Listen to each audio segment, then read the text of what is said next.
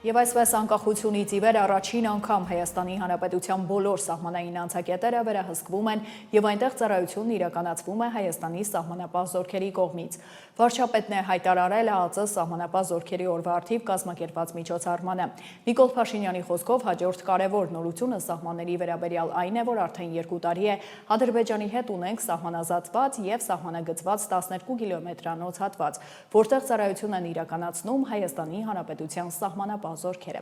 Առաջիկայում իհարկե ավարտին կհասցվի սահմանազատումը։ Օրակարգում կա նաև պայմանավորվածություն Վրաստանի հետ եւ վրացգործընկերների հետ, ըստ էության Հայաստանի Հանրապետության սահմանազատումը եւ սահմանագծումը կամփոփվի եւ մեր պետությունն իր միջազգայինորեն ճանաչված տարածքում ավելի վստահ զարգացման օրակարգի վրա կենտրոնանալու հնարավորություն կունենա, ասել է Նիկոլ Փաշինյանը։ Մեր պետությունը իր միջազգայինորեն ճանաչված տարածքում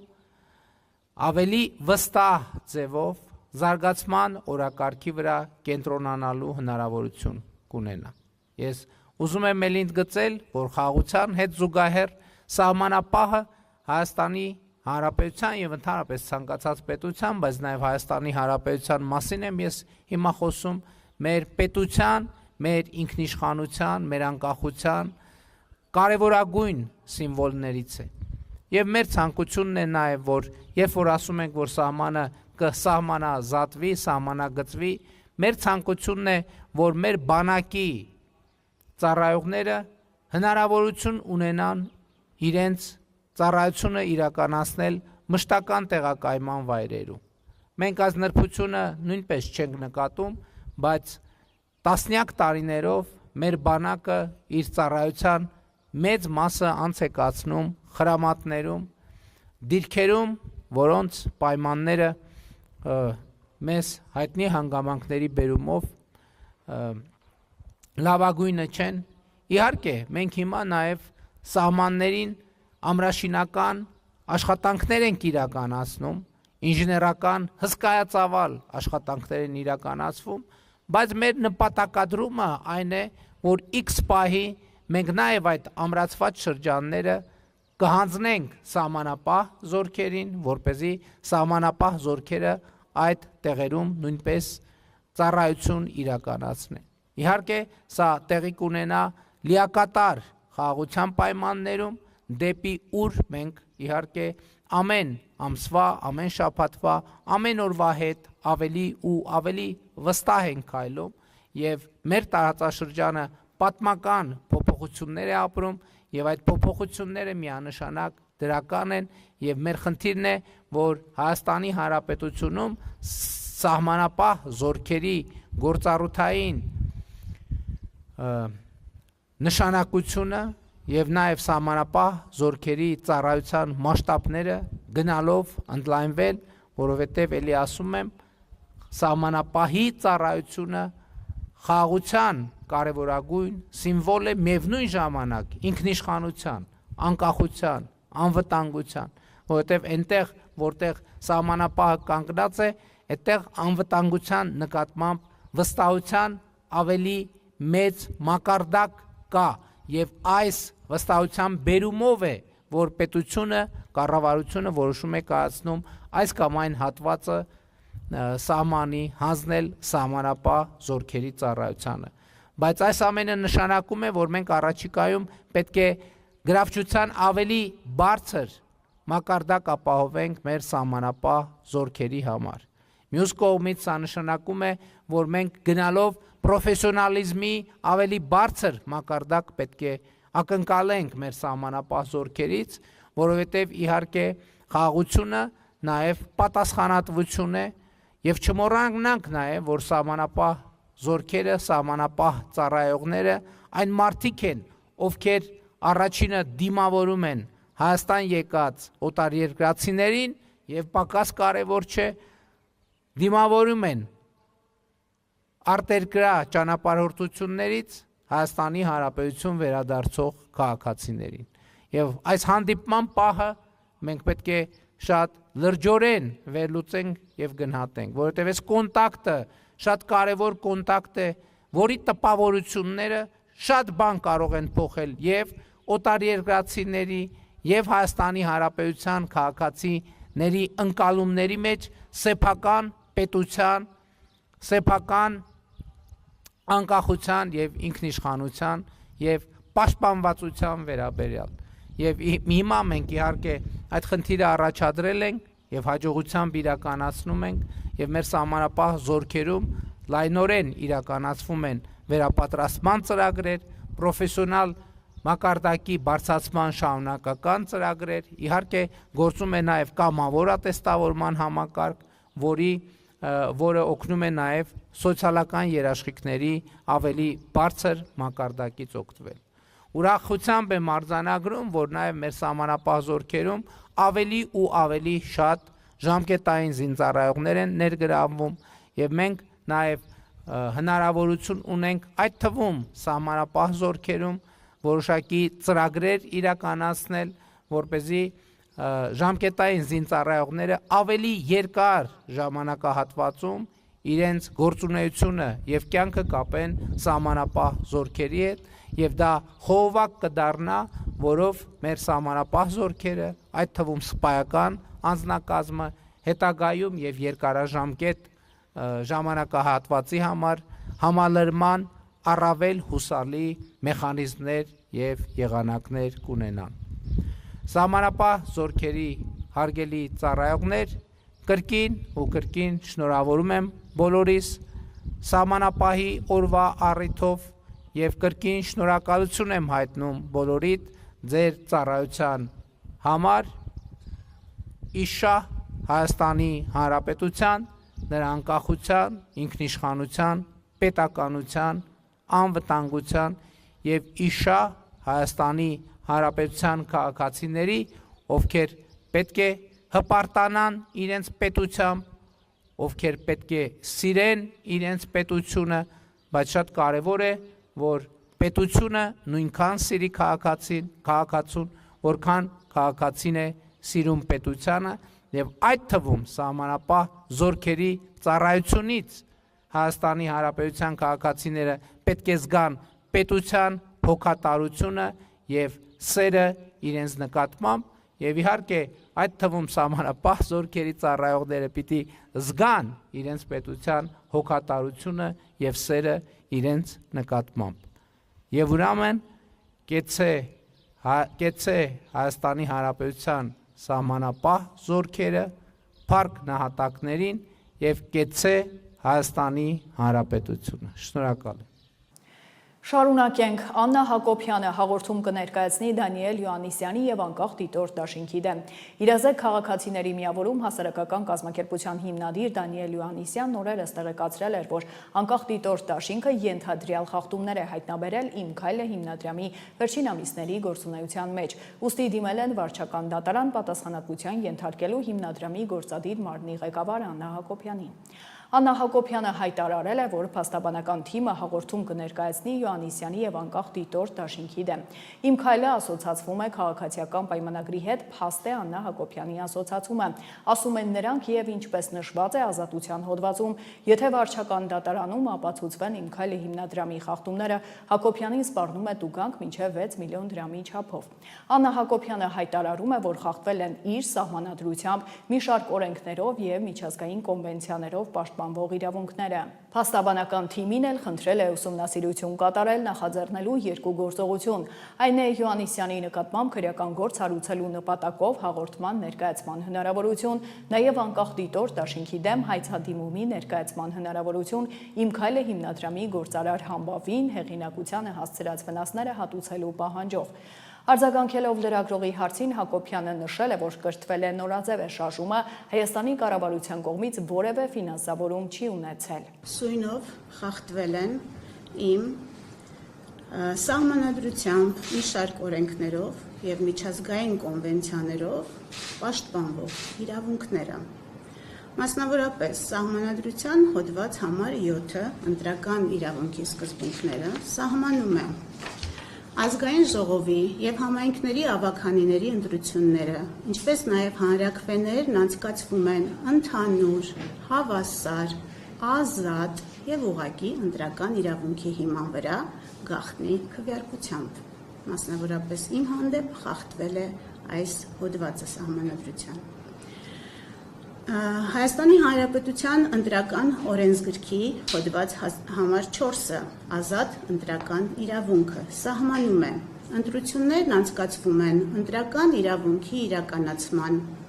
ազատության և կամավորության սկզբունքների հիման վրա։ Ոչ ոք իրավունք չունի պարտադրելու ընտրողին քվեարկելու որևէ թեկնածուի կուսակցության, կուսակցությունների դաշինքի օգտին կամ դեմ, ինչպես նաև հարկադրելու ընտրողին մասնակցելու կամ չմասնակցելու ընտրություններին։ Խախտվել են մարդու իրավունքների և հիմնարար ազատությունների պաշտպանության մասին միջազգային կոնվենցիայի կարգավորումները։ Կոնվենցիայի 3-րդ հոդվածը սահմանում է, որ ոչ ոք չի կարող ենթարկվել խոշտանգումների կամ անմարդկային կամ նվաստացուցիչ վերաբերմունքի կամ պատժի, ինչը ըստ մարդու իրավունքների եվրոպական դատարանի ձևավորված դատական պրակտիկայի ներառում է նաև հոգեբանական ճնշման, ահաբեկման և նվաստացման ձևերը։ Իսկ կոնվենցիայի 10-րդ հոդվածով ամրագրված արտահայտվելու ազատության իրավունքը ենթադրում է, որ անձը չպետք է ենթարկվի ճնշման կամ ազդեցության, որը կարող է սահմանափակել նրա ազատ կամ արտահայտությունը, այդ թվում ընտրական գործընթացների համատեքստում։ Խախտվել են կանանց նկատմամբ խտրականության բոլոր ձևերի վերացման մասին ՄԱԿ-ի կոնվենցիայի համապատասխան դրույթները,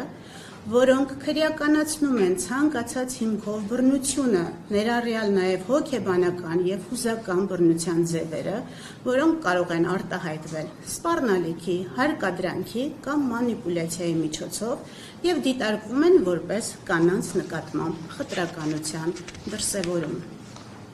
Խախտվել է քրեական օրենսգրքի հոդված 210-ը, որը սահմանում է անձի ընտրական կամ հանրաքվեին մասնակցելու իրավունքի ազատ իրականացումը խոչընդոտելը առաջացնում է քրեական պատասխանատվություն։ Հաշվի առնելով վերոնշյալը, խնդրել եմ իմ փաստաբանական թիմին ուսումնասիրություն կատարել նախաձեռնելու հետևյալ երկու գործողությունները։ Դանիել Իոնիսյանի նկատմամբ քրեական գործի հարուցման նպատակով հաղորդման ներկայացման հնարավորությունը 1 և 2.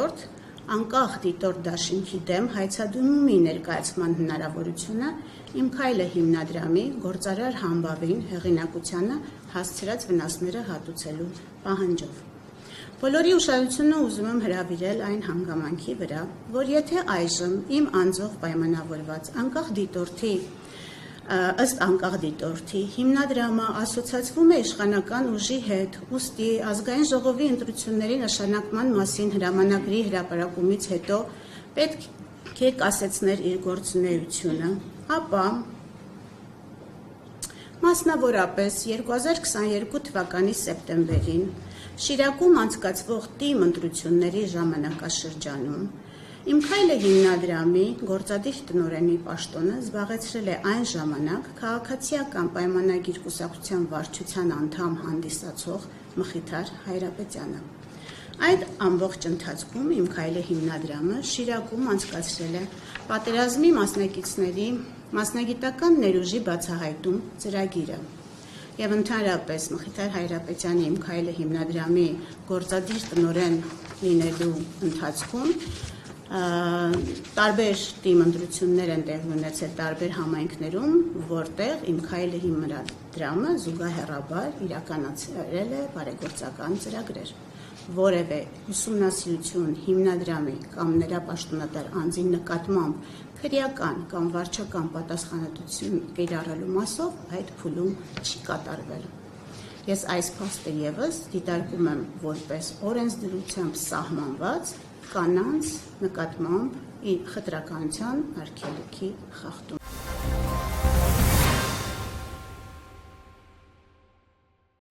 Եվ այսպես Հայաստան-Թուրքիա հարաբերությունների կարգավորման շրջանակներում ձեռք բերված պայմանավորվածությունների համաձայն Կարսում տեղի է ունեցել Գյումրի-Կարս երկաթգծի վերականգնման և գործարկման Հայաստան-Թուրքիա համատեղ աշխատանքային խմբի հանդիպումը։ Տարածաշրջանի տրանսպորտային հաղորդակցությունների ընդլայնման համատեքստում կողմերն ընդգծել են Գյումրի-Կարս երկաթգծի շուտափույթ գործարկման կարևորությունը։ Պատմական առաջընթաց Հայաստանում ԱՄՆ դեսպանատունն անդրադարձել է Կարսում տեղի ունեցած հայ եւ թուրք պաշտոնյաների հանդիպմանը, նշելով, որ պատմական առաջընթաց է խաղաղ ու բարգավաճ Հարավային Կովկասի կերտման ճանապարհին։ Այսօր Կարսում տեղի ունեցավ հայ եւ թուրք պաշտոնյաների հանդիպումը ձևավորելու Կարս-Գյումրի երկաթգծի վերակառուցման հարցերով համատեղ աշխատանքային խումբ։ Հայաստանի եւ Թուրքիայի միջև այս առանցքային օղակի վերականգնումը տարածաշրջանային կապուղիների բացման եւ տարածաշրջանային կայունության ապահովման կարևոր քայլ է։ Այս օրինակ շրջադարձային զարգացումների համար հիմքեր էին նախապատրաստվել օգոստոսի 8-ին նախագահ Թրամփի հյուրընկալած Վաշինգտոնի գագաթնաժողովում։ Հայաստանում ԱՄՆ դեսպանատունը ողջունում է Հայաստանի եւ Թուրքիայի միջև տասնամյակներ շարունակ փակված տնտեսական ու հասարակական կապերի վերաբացման ուղղությամբ այս կոնկրետ քայլերի ձեռնարկումը, նշված է հաղորդագրությունում։ Մի շարք լրատվամիջոցներում տարածվել է տեղեկություն, թե իբր սահմանազատման գործընթացի շրջանակում ձեռք է բերվել պայմանավորվածություն, համաձայն որի Հայաստանը փոխանցելու է Ալավերդի խոշորացված համայնքի Ջիլիզա գյուղը։ Վարչապետի մամուլի քարտուղարը հայտնում է, որ Հայաստանի Հանրապետության ինքնիշխան տարածքի որևէ հատվածի այլ երկրի փոխանցման մտադրության, ծրագրի կամ պայմանավորվածության մասին որևէ հայտարարություն, միտք կամ տեղեկություն չի կարող համապատասխանել իրականությանը ի բնե։ Հետևաբար, ինչպես նախորդիվ, այնպես էլ այս եւ հետայսու նման բովանդակություն ունեցող ցանկացած հրապարակում հերքել ենք, հերքում ենք եւ կհերքենք դրանց մտածածին լինելու պատճառով, նշել է Նազելի Բաղդասարյանը։ Շարունակենք, նոր կենսաչափական անձնագիրն արտացոլում է մեր ինքնությունը, պատմամշակութային ժառանգությունն ու պետականությունը։ Վարչապետն աշխատանքային քննարկում է ունեցել ներքին գործերի նախարարի հետ։ Ներկայացվել են կենսաչափական անձնագրերի եւ նույնականացման քարտերի նոր համակարգի ներդրման ուղղությամբ իրականացված աշխատանքները։ Նիկոլ Փաշինյանը նշել է, որ ներդրման գործընթացն ավարտական փուլում է եւ դրանք քաղաքացիների համար հասանելի կլինեն 2026 թվականի աշնանից։ Արփինե Սարգսյանն էլ ընդգծել է, որ նոր համակարգի ներդրման նպատակն է ապահովել անձահաստատող փաստաթղթերի համապատասխանությունը միջազգային բարձր չափանիշներին, մասնավորապես քաղաքացիական ավիացիայի միջազգային կազմակերպության պահանջներին։ Ներկայացվել է դիզայնը, ընդգծվել, որ փաստաթղթի ձևավորման մեջ արտացոլված են հայկական ինքնությունը, պատմամշակութային ժառանգությունն ու պետականության խորհրդանիշները։ Ըստ այդմ նախ արտացոլված է Հայաստանի Հանրապետության ուրվագծային քարտեզը, Այբուբենն ու առաջին հայատառ նախադասությունը։ Ինչ ենք մենք որոշել, նախկինում էլ մենք ունեինք կենսաչափական անձնագրեր եւ նույնականացման քարտեր, որն էր հիմնական պատճառը, որ մենք նոր համակարգ ենք ներդրում։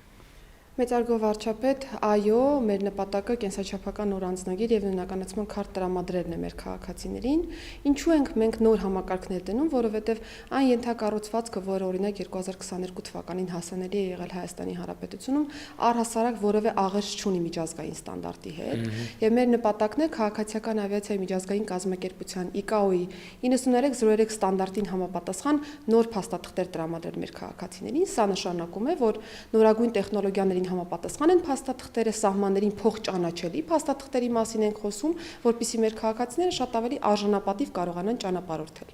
Եվ հենց այս նպատակադրման բեր, որ մենք սկսեցինք բավական երկար գործընթաց կենսաչափական համակարգի ներդրման, շուկայի ուսումնասիրություն ենք իրականացրել եւ ի վերջո անցյալ տարի ապրիլին կնքել ենք պայմանագիր մասնավոր գործընկերոջ հետ եւ սկսել ենք ներդրումների փուլը, բավական երկար գործընթաց ենք սկսել ենթակառուցվածքից մինչեւ դիզայնի աշխատանքներ եւ ենթակառուցվածքն այս պայծրությամբ ընթացքի մեջ է գտնվում, այսինքն ձևավորում ենք տվյալների կենտրոն, որը հենց պիտի ապահովի ICAO-ի բարձր համապատասխանությունը այս տեսանկյունից, այս պայն նաեւ ICAO-ի հետ հուշագիր ենք կնքում որպես այդպեսին, որպեսզի կարողանանք մեր տվյալները ընթեռնելի եւ հասանելի դարձնել նաեւ գործընկեր պետությունների համար, ընդհանուր օգտագործման ենթակա։ Պետք է փաստեմ, որ առաջին եւ ամենակարևոր չափանիշը հենց այն է, որ անձահաստատող փաստաթուղթը համապատասխան է լինելու միջազգային այս բարձր ստանդարտին եւ մեր բոլոր լուծումները հենց այս տրամաբանության մեջ են նախատեսված։ Եվ սա կարևոր է նաև Եվրոպական միության հետ վիզաների ազատականացման գործընթացը ավարտին հասցնելու, որպեսզի մեր քաղաքացիները գործնականում առանց վիզայի կարողանան դեպի Եվրամիության երկրներ ճամփորդել։ Միանշանակ, պարոն վարչապետ, եւ սա գործողությունների ծրագրի ուղիղ պահանջն է, կարելի է այսպես ձևակերպել, որովհետեւ երբ որ խոսում ենք անձի ինքնության մասին, շատ կարեւոր է, որ պետությունը տա ճշգրիտ ստանդարտ այս առումով եւ Եվրոպական միության երկրներն էլ վստահ լինեն, որ Հայաստանի թողարկած միջազգային չափանիշներին համապատասխան փաստաթղթերը դրանք հուսալի են, արժանահավատ են եւ իրենք որևէ խնդիր չունեն մեր քաղաքացիների հետ հարաբերակցվել։ Ես առաջարկում եմ հետեւյալը, քանի որ այդ թեմաներով մենք դեռ խոսել ենք եւ ելի կխոսենք եւ այսինքն տարբեր ամբիոններից խոսելու առիթներ կունենանք, ես առաջարկում եմ, որ մենք հիմա կենտրոնանանք վիզուալ մասի վրա, որպեսզի մեր քաղաքացիները նաեւ վիզուալ տեսնեն, թե մեր անձնագրերը ինչ փոփոխությունների են ենթարկվելու եւ այդ տրամաբանությամբ առաջարկում եմ, որ թերթենք եւ ներկայացնենք անձնագրի նոր դիզայնը։ Իհարկե առաջին փոփոխությունը գույնի փոփոխությունն է։ Իհարկե մենք մեր դրոշի վրա 3 գույն ունենք՝ կարմիր, կապույտ եւ ծիրանագույն, եւ մենք որոշել ենք նաեւ, որպեսզի կենսաչափական անձնագիրը կարմիր երանգ ունենա, որը նաև մեր ուսումնասիրությամբ միջազգայինորեն ամենաշատ տարածված երանգներից է, սկզբունքորեն կարմիր կապույտը ամենատարածվածներն են։ Տվյալ դեպքում մենք նաև փոփոխություն ավելի տեսանելի դարձնելու համար, որովհետև հին նմուշի անձնագրերն էլ դեռ որոշ ժամանակ առնվազն շրջանառվելու են, որպեսզի տարբերությունը շատ ակնառու լինի, դրա համար որոշեցինք փոխել գույնը, ընդհանուր պատկերը այսպիսին է, շատ բան մեր պատկերում կարծում եմ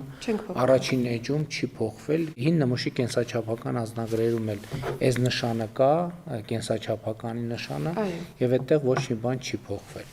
Եվ այս շապիկի հետ կապված ունեք որևէ մեկ։ Պարոն վարչապետ, նկատի ունենանք, որ քանի որ խոսեցինք վիզաների ազատականացման մասին, Եվրոպական միության անդամ գրեթե բոլոր պետությունները հենց այսպիսի երանգ են օգտագործել՝ մուգ կարմիր կամ բուրգունդիի տարբեր երանգներ։ Սա կարծում նաև լավ ժեստ է ընդհանուր տրամաբանության մեջ, թե փոփոխություն ունենալու եւ թե նաև համապատասխանեցնելու Եվրոպական միության ընդհանուր ստանդարտին։ Մենք կենսաչափական անձնագրերը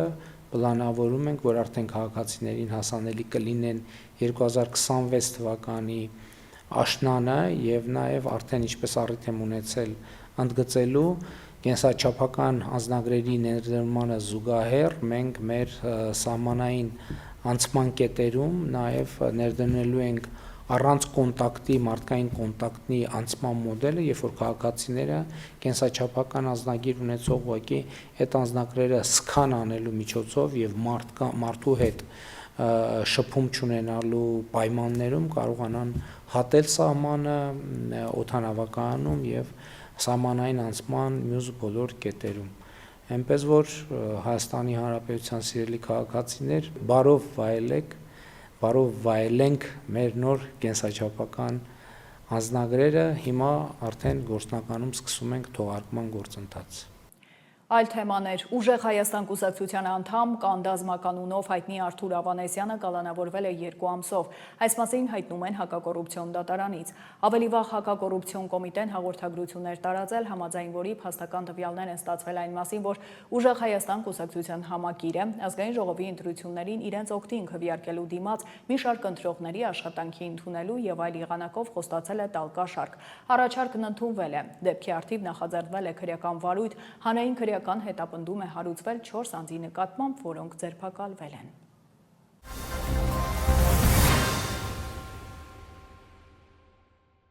Եվ այսպես Ադրբեջանի պատվիրակությունը Հայաստանում է փոխվարչապետ Շահին Մուստաֆայևի գլխավորությամբ։ Պատվիրակության անդամներին փոխադրող ինքնաթիռը վայրեջք է կատարել Երևանի օդակայանում։ Աղվերանում Հայաստանի եւ Ադրբեջանի փոխվարչապետների նախագահությամբ տեղի է ունեցել սահմանազատման եւ սահմանային անվտանգության հարցերով հանձնաժողովի եւ սահմանազատման պետական հանձնաժողովի 13-րդ հանդիպումը։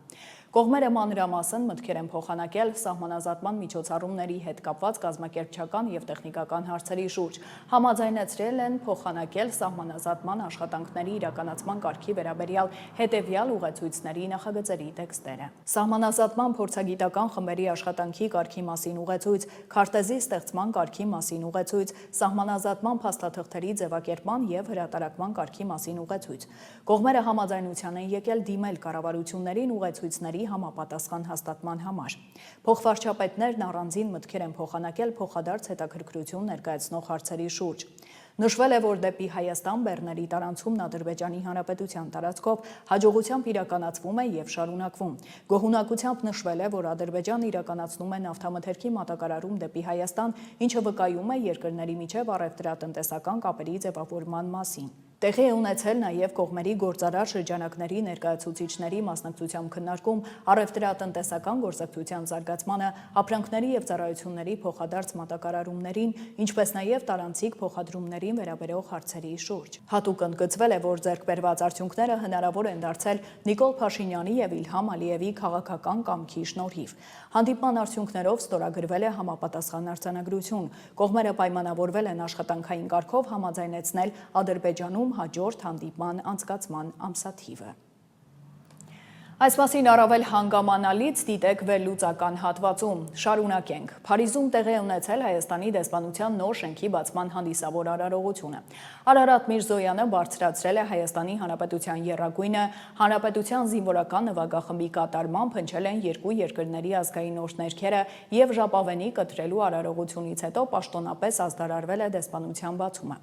Միջոցառմանը ողջույնի խոսքով հանդես է եկել Ֆրանսիայում Հայաստանի դեսպան Արման Խաչատրյանը, ելույթներ են ունեցել Հայաստանի եւ Ֆրանսիայի արտգործնախարարները։ Ելույթում Արարատ Միրզոյանը երախտագիտության խոսք է ուղղել Ֆրանսիայի իշխանություններին ցուցաբերած շարունակական աջակցության համար, նաեւ անձամբ նախարարին Հայաստանի համար շատ կարևոր իրադարձությանն անձամբ մասնակցելու համար։ Խորհրդանշական է նաեւ, որ դեսպանության նոր նստավայրը տեղակայվում է Ֆրանսիայի նախկին նախագահ Վալերի Ժիսկար դ'Եստենի առանձնատանը, ինչի համար նախարար Միրզոյանը շնորհակալություն է հայտնել ընտանիքին կարևոր պահին Հայաստանի հետ լինելու համար։ Նախորդային արտգործնախարար Արարատ Միրզոյանը հանդիպել է Ֆրանսիայի, Եվրոպայի եւ արտաքին գործերի նախարար Ժան-Նոել Բարոյի հետ։ Ընդգծվել են Փարիզում Հայաստանի դիվանագիտական ներկայացուցչության նոր նստավայրի ընտրությունն ու պաշտոնական բացումը, որը երկրների միջև գործընկերությունն առավել խորացնելու լավագույն դրսևորումներից է։ Նախարարները քննարկել են Հայաստան-Ֆրանսիա ռազմավարական գործընկերության զարգացման ուղղված քայլերը, ընդգծելով Ֆրանսիայի նախագահ Մակրոնի Երևան առաջիկա այցի կարևորությունը։ Անդրադարձ է կատարվել առանցքային ոլորտներում համագործակցության առաջիկա ծրագրերին։ Զրուցակիցները մտքեր են փոխանակել նաև տարածաշրջանային եւ միջազգային զարգացումների շուրջ։ Բաքվում պահվող հայ գերիների առողջական վիճակի մասին է խոսել առողջապահության նախարարը։ Անդրադառնալով հարցին, թե տեղեկություններ ունի արդյոք Բաքվում պահվող հայերի առողջական վիճակի մասին, Անահիտ Ավանեսյանը պատասխանել է, որ հայերի թե առողջական վիճակի, թե մյուս բոլոր հարցերի հետ կապված Հայաստանի արտաքին գործերի նախարարության համակարգման աշխատանքները մշտապես ընթանում են։ Ինչ վերաբերում է Բաքվից ժամանած պատվիրակության, Անահիտ Ավանեսյանն ասել է, որ դա իր ոլորտը չէ, հետևաբար այդ առումով որևէ հարցի պատասխանել չի կարող։ Նախ ասեմ, որ մեր հայրենակիցների թե առողջական եւ թե մյուս բոլոր հարցերով արտաքին գործերի նախարարության համակարգմամբ մշտապես աշխատանքները ընթանում են եւ այս մասով վստահեցնում եմ, որ թե միջազգային ուրեմն իրավունքի եւ թե բոլոր հնարավոր հումանիտար խողովակներով մեր արտաքին գերատեսչության համակարգմամբ ուշադրության կենտրոնում է։ Այս մասով այսքանը, որովհետև ես նշում եմ եւ ասում եմ, որ այս աշխատանքները որևէ վարքյան չեն դանդաղում, հապաղում, այլ մշտապես մեր կառավարության ուշադրության կենտրոնում են։ Հաջորդիվ նշեմ, որ ձեր ուրեմն նշած պատվիրակության մասով չունեմ տեղեկատվություն, դա եւս երևի իմ գործընկեր արտաքին գործերի նախարարության ուղղվող հարց է, այսքանը չունեմ պատասխան դրան, որովհետև ինձ վերաբերելի հարց չէ այս պահին։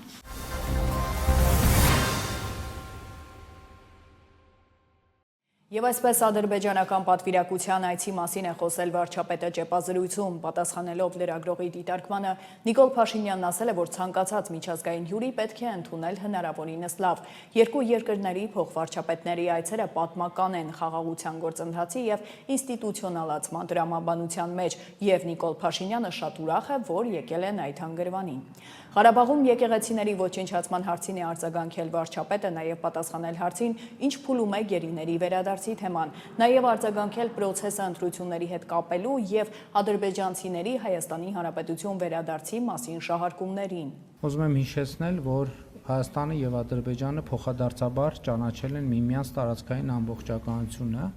Եվ ես ասել եմ նաև Խորհրդային Միության Ալմատայի հռչակագրի հիման վրա։ Ես ուզում եմ մենք մոդելավորենք այսպիսի մի իրավիճակ, ասենք այն պահը, երբ որ սահմանազատման արդյունքում Արցվաշենը վերադառնում է Հայաստանի Հանրապետության վերահսկողության ներքո, եւ մենք գնում ենք տեսնում, որ այնտեղ կառուցվել է մեծ մզկիթ, ասենք 2016 թվականին։ Մեր ռեակցիան ինչ պետք է մենք անենք։ Եվ օրինակ այդ մզկիթի տարածքի հետ կապված օրինակ Հայաստանի քաղաքացիներ կան, ովքեր բերում են իրենց սեփականության վկայականները, ասում են, գիտեք, ինձ այս հողը մերն է եղել եւ այլն եւ այսպես շարունակ եւ ամենատարբեր հարցեր։ Մենք ինչ պետք է անենք։ Ինչ պետք է անենք մենք։ Այդ թվում կարող է լինել նաեւ այդպիսի որոշում, որովհետեւ երբ որ ասում ենք պատմամշակութային հուշարձան, մենք պետք է հասկանանք, պատմամշակութային հուշարձանը ինքը որոշակի կրիտերիաներով եւ կատեգորիաներով անցնող հուշարձան է։ Եվ ելի ուզում եմ ասել, որ եկեք չմոռանանք, որ կոնկրետ Արցվաշենի օրինակն եմ բերում, որովհետեւ կարող է պարզվել այդ պահին, որ ամբողջ Արցվաշենի տարածքում պատմամշակութային հուշարձաններ են, այսինքն մենք ինչ ենք անել։ Ձեր նշած պատմամշակութային հուշարձաններն են։ Ես համաձայն չեմ, որ այդպես է։ Համաձայն չեմ, որ այդպես է, որովհետև այդ թվում մի բանի մասին խոսելիս պետք է ամբողջական խոսել։ Եվ դուք ասում եք, ինչ Հայաստանը այդ երբ է ինչ արել, ես այդ հարցին պատասխանելու ցանկություն չունեմ։ Ես տեսնում եմ, որ Ադրբեջանն էլ նույն կերպ Հայաստանի մասին տարբեր բաներ է ասում։ Եվ ես ասում եմ, մենք պետք է որոշում կայացնենք, ինչ ենք անում, գնում ենք կոնֆլիկտի, ինչ եք ասում, Հայաստանում խոսում է բազմաթիվ ռազմական հանցագործությունների մասին, Ադրբեջանում էլ է խոսվում։ Այսինքն չի է ձեզ թվում, որ մենակ Հայաստանում լրագրողներ կան, հայրենասեր ընդ որում, որոնք անդադ այդ հարցերը բարձրացնում են։ Այնտեղ էլ են բարձրացվում եւ այնտեղ էլ են նույն հարցերը դրվում։ Եվ հարցը հետեւյալն է, մենք ինչ ենք անում։ Ինչ ենք անում մենք։ Որն է մեր ռեակցիան։ Մեր ռեակցիան պետք է հիմնվի այն պայմանավորվածությունների վրա, որոնք թղթի վրա արձանագրված եւ հրապարակված են։ Այսինքն հակառակ դեպքում այդ էլ եմ ասում, բոլոր կոնֆլիկտները հայրենասիրական ռիտորիկաների վրա են հիմնված։ Այսինքն հիմա դուք ինձ հարց եք տալիս, որ ես բան անեմ, սկսեմ ասել ներկայացնել ձեզ, թե Ադրբեջանը ինչի մասին է խոսում։ Ինչ որ արձանագրված պատմամշակութային հուշարձանը, բայց ես ասում եմ, վաղը մյուս օրը գնացինք տեսանք Արցվաշենում ենթադրենք կառուցած է ինչ-որ մի բան։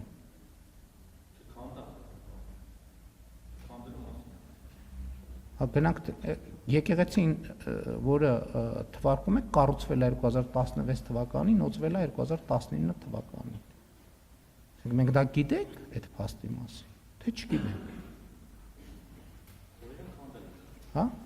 Ես ասում եմ, կարա լինի տենց իրավիճակ, որ ասենք Արցվաշենում մենք ունենանք նման իրավիճակ։ Այսինքն արցվաշենցիները գնալու են, այդտեղ ապրելու են, ասելու են լավ, ոչինչ, պատմամշակութային հուշարձան է։ Անազատության մեջ գտնվող անձանց հետ կապված այս հարցին պատասխանել եմ տասնյակ անգամներ եւ իմ պատասխանը նույնն է միշտ։ Այդ ուղղությամբ արվում է ամենօրյա աշխատանք։ Երբ կլինեն արդյունքներ, երբ որ կլինեն, կտեսնենք բոլորս։ Եվ ինչ եմ այսպես ասում, ոչ թե նրա համար, որ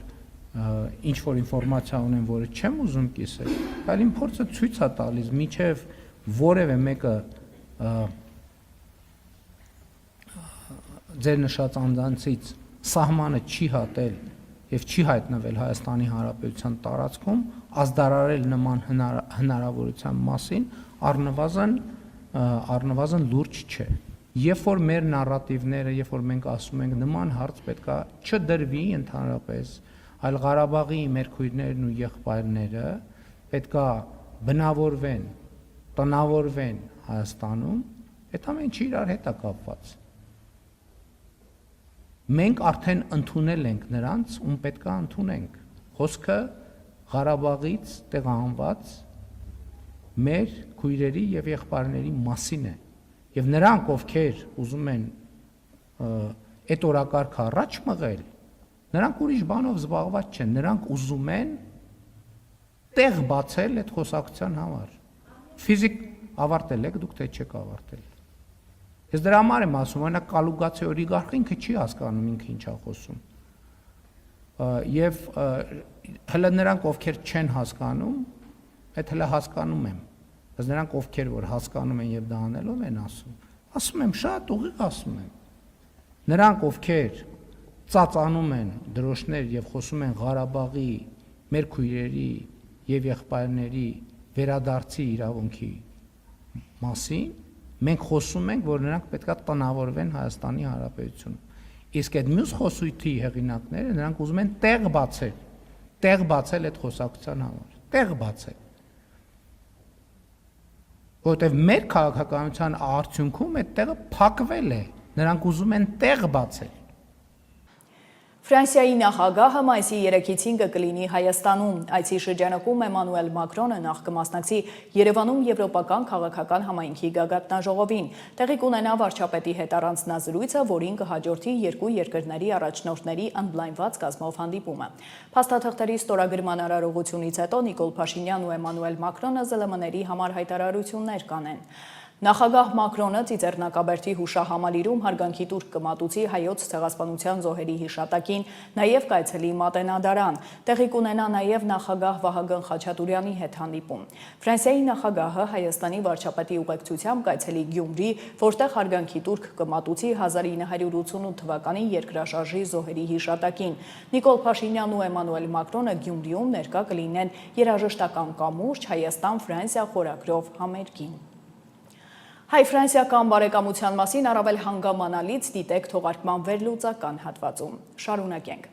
Հայաստանում կսահմանափակվի առցանց կազինոների գործունեությունը։ Ազգային ժողովի տնտեսական հարցերի մշտական հանձնաժողովի նիստում շարունակվել է շահումով խաղերի գործունեության կարգավորման մասին օրենքում փոփոխություններ եւ լրացումներ կատարելու, նաեւ հարակից օրենքներում փոփոխություններ նախատեսող փաթեթի քննարկումը։ Օրենսդրական նախաձեռնության հեղինակը քաղաքացիական պայմանագիր խմբակցության պատգամավոր Հայկ Սարգսյանն է։ Փաթեթով առաջարկվում է սահմանել պարտադիր պահանջ, ըստ որի բոլոր առցանց կազինոները պետք է իրենց կայքերում եւ հավելվածներում տեղադրեն ինքնաարգելափակման կոճակ, այն դարձնելով հասանելի բոլորի համար։ Բացի այդ, խաղերին չեն կարող մասնակցել նաև նպաստառուները, թոշակառուները, սնանկության գործընթացում գտնվող քաղաքացիները, նաև կառավարության ֆինանսավորմամբ կամ համաֆինանսավորմամբ իրականացվող սուբվենցիոն ծրագրերի մասնակիցները։ Ավելին, օրենսդրական նախաձեռնության շրջանակում առաջարկվում է առցանց խաղերին մասնակցության սահմանաչափ, տարեկան հայտարարագրված եկամտի 20%-ի չափով։ Հայկ Սարգսյանն ասել է, որ ստացել է ավելի քան 30 առաջարկ, ընդունել է բոլորը բացի 1-2-ից։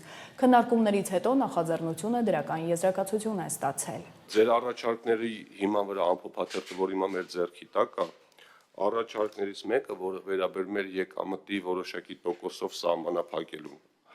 Հիմա ամփոփաթերթում նշված է, որ հեղինակը այդ առաջարկը ընդունել է, բայց պարոն Սարգսյանն ասում է, ես չեմ ընդունել այդ առաջարկը։ Ես ուզում եք հասկանանք այստեղ ինչ դա պատճառը էլի, որ սենց է։ Դե ըստ ամենայնի այդ այն կետն է, որտեղ կառավարությունն ու պարոն Սարգսյանը անհամաձայնությունն են, եւ եթե այս բանին պարոն Սարգսյանը չի ընդունում, կանք իր տեսքով անցկացնենք, հետո մենք առաջինից երկրորդ ընթացքում շարունակենք քննարկումը, որտեղ հստակ անհնար է դա կիրառելը, բայց դե քննարկման առարկա պետք է քննարկենք մեր գործընկերոջ հետ, հասկանանք ինչ լուծում ենք ստանում։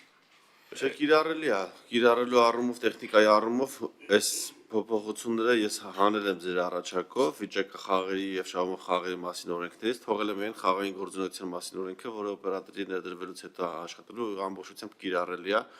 ու հնարավոր է քննարկել, այսինքն բովանդական քննարկումը շկալանք ստեղ մտնենք, իմ համար անընդունելի է, որ թույլատրելի չափ չլինի։ Ուրիշ բան, եթե կառավարությունը ասի 20% չլինի, թողենք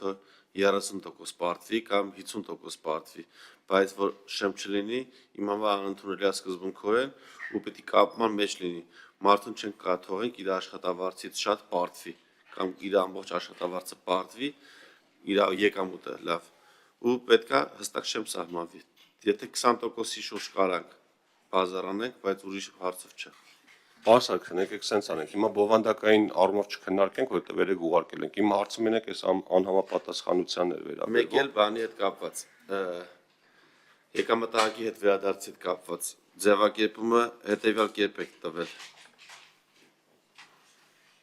Հիմա պարոն Թունյան, առաջարկում եք փոփոխություններ իմ սկզբնական տարբերակով Հիմա ասենք ոնց անենք։ Մենք հիմա, քանի որ ժամանակ էլ չենք ունենա, հիմա տարանջատենք, որն անդում է, որը չէ, նախնական տարբերակով սա կընդունենք, որ մարդկանց մեջ թյուրիմացություններ չառաջանան։ Դուք կթվարկեք այն կետերը հատուկ առանձնացնենք, որոնք կառավարության հետ համաձայնություն կա, այդ արգելափակումը, թոշակային քարտերը եւ այլն։ Մնացածը մենք միջև երկրորդ ընթերցում աշխատանքային կարգով կքննարկենք, կհրավիրենք էլի համ էկոնոմիկայի նախարարության, համ Պեկին, համ Կենտրոնական բանկին, բայց եթե փաստարկները նենց եղավ, որ հիմա մեր համար օրինակ որպես հանձնաժողովի падգամավորներ ավելի համոզիչ եղավ իրանց հակափաստարկները, մենք ձեզ առաջարկելու ենք համաձայն եք կառավարության դիրքորոշման հետ։ Հիմա այդ էլ կախված կլինի արդեն ձեր դիրքորոշումից։ Շատ լավ, որ այդպես աշխատանք եք գնա։ Հիմա հարգելի գործընկերներ, ես առաջարկում եմ պարոն Սարգսյանի նախագիծը նախնական տարբերակով ընդունենք, որ այդպես խոճապային շարժումներ չանենք, մեջն մեծ սխալ թույլ տանք, հետո պարոն Սողոմոնյանը մեզ նկատողություն անի։ Դրա համար ովքեր են կողմ Հայկ Սարգսյանի ներկայացրած նախագծերի փաթեթին կողմ, միաձայն կողմ, պարոն Մինասյանն էլ չէ, ասում ես կողմ եմ լինելու, եւ ովքեր են կողմ, որպեսզի առաջարկենք նախագիծը ներառել առաջիկա նիստերի օրակարգ կողմ, միաձայն կողմ, հարակի ձգուցողով կլինի հարգելի գործընկերներ։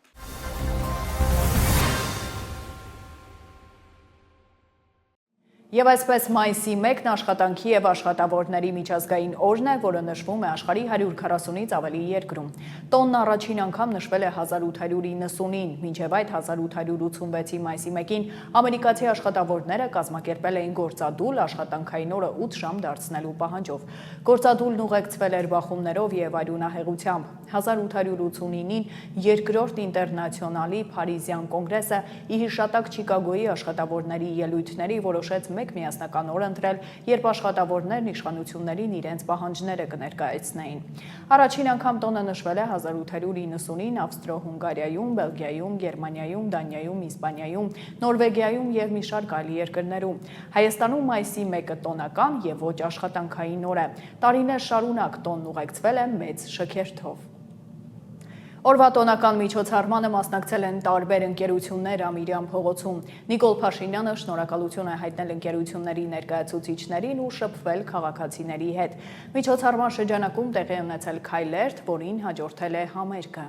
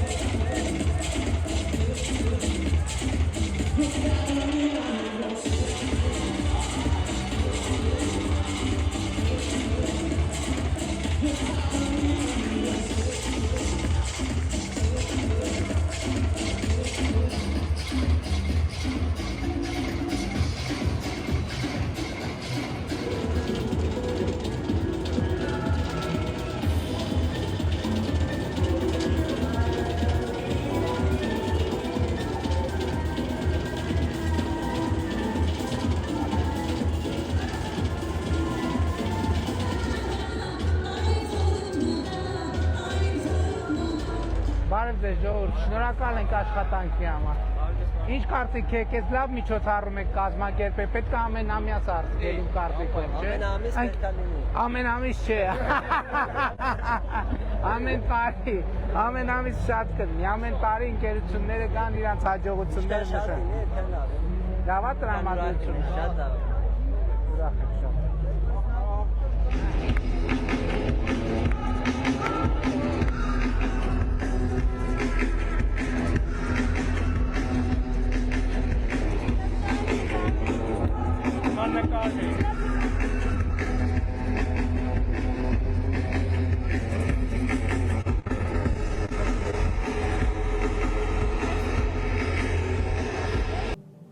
Օրվա արդիվ առավել հանգամանալից դիտեք վերլուծական հատվածում։ Շարունակենք, Ադրբեջանի արտգործնախարարը հայտնել է, որ տարածաշրջանում լարվածության ֆոնին հանրապետությունը հավատարիմ է մնում մարդասիրական սկզբունքներին։ Ceyhun Bayramova Կարմիր խաչի միջազգային կոմիտեի նախագահի հետ քննարկել է տարածաշրջանում կոմիտեի գործունեությունն ու Բաքու-Երևան խաղաղության գործընթացը։ Այս մասին հայտնում է Ադրբեջանի ԱԳՆ մամուլի ծառայությունը։ Հանդիպմանն ընդգծվել է, որ Ադրբեջանի եւ Կարմիր խաչի միջազգային կոմիտեի գործակցությունը կրում է երկարաժամկետ բնույթ եւ հիմնված է վստահության վրա։ Նշվել է կողմերի միջև մշտական շփումների կարևորությունը, քննարկվել է տարածաշրջանում կոմիտեի մարդասիրական գործունեությունը, ընդգծվել դրա աջակցության կարևորությունը Ադրբեջանի կողմից։ Նախարարը հայտնել է, որ տարածաշրջանում լարվածության ֆոնին Բաքուն միշտ հավատարիմ է մնում մարդասիրական սկզբունքներին, այդ թվում Իրանում ռազմական գործողությունների ընթացքում այդ երկրին մարդասիրական օգնություն է ցուցաբերել։ Նա նաև կոմիտեի նախագահին տեղեկացրել է խաղաղության օրակարգի առաջմղման եւ Ադրբեջանի ու Հայաստանի միջև փոխադարձ վստահության ամրապնդման ուղղությամբ ձեռնարկվող քայլերի մասին։ Հիշեցնեմ, կոմիտեի ներկայացուցչությունը դադարեցրել է գործունեությունը երկրում անցած տարվա սեպտեմբերից։ Եվրոպական քաղաքական համայնքի գագաթնաժողովին ընդառաջ խորապես շնորհակալ եմ այսօր Եվրոպական խորհրդարանի լիագումար նիստում ընդունված միջկուսակցական ուժեղ բանաձևի համար, հաջակցություն Հայաստանում ժողովրդավարական դիմակայունության։ X-ի էջում գրել է Սլովակիայից Եվրախորհրդարանի պատգամավոր Հայաստանի հարցերով մշտական զեկուցող Միրիամ Լեքսմանը։ Ավելի վաղ Եվրոպական խորհրդարանը 476 կողմ, 47 դեմ եւ 48 ձեռնպահ ձայներով ընդունել է Հայաստանի վերաբերյալ բանաձև, որով վերահաստատվում է Եվրամիության աջակցությունը Հայաստանի ժողովրդավարական դիմակայունությանը, խաղաղության գործընթացին եւ եվրոպական ինտեգրման ուղղությամբ իրականացվող բարեփոխումներին։ Փաստաթուղթն աջակցում է 2026-ի հունիսին Հայաստանում խորհրդարանի ազատ, արդար եւ խաղաղ ընտրության անցկացմանը, ընդգծելով, որ քվեարկության արդյունքները պետք է որոշի միայն հայ ժողովուրդը։ Ընդգծվում է ապատեղեկատվության, անօրինական ֆինանսավորման, ընտրակաշառքի դեմ պայքարի անհրաժեշտությունը։ Հարց չեն Բաքու Եվրամիություն հարաբերությունները Բաքուն բողոքի նոտա է հղել Եվրամիության ու դադարեցնում է Միլի Մեջլիսի հետ Եվրախորհրդարանի կապը։ Մեջլիսը որոշում է ընդունել բոլոր ուղղություններով Եվրախորհրդարանի հետ գործակցությունը դադարեցնելու մասին։ Դադարեցվում է մասնակցությանը Եվրամիություն Ադրբեջան խորհրդարանական գործունեության հանձնաժողովին եւ սկսվում է Եվրանեստի վեհաժողովից դուրս գալու ընթացակարգը։ Ադրբեջանում Եվրամիության դեսպանին բողոքի նոտա է հանձնվել Հայաստանի վերաբերյալ Եվրախորհրդարանի ընդունած բանաձևի պատճառով։ Բաքվում Եվրամիության դեսպան Մարիանա Կույունջիչին բողոքի նոտա է հանձնվել բանաձևի կապակցությամբ։ Նշվել է, որ բանաձևի դրույթները խեղաթյուրում են իրականությունը, հակասում են օբյեկտիվության սկզբունքներին, ինչպես նաև պետությունների ինքնիշխանությունը եւ տարածքային ամբողջականությունը հարգելու պարտավորություններին։ Ըստ Ադրբեջանի արտգործնախարարության Եվրոպական խորհրդարանի նման մոտեցումը բացասաբար է ազդում տարածաշրջանում կարգավորման գործընթացի, ինչպես նաև Ադրբեջանի եւ Եվրամիության հարաբերությունների հեռանկարների վրա։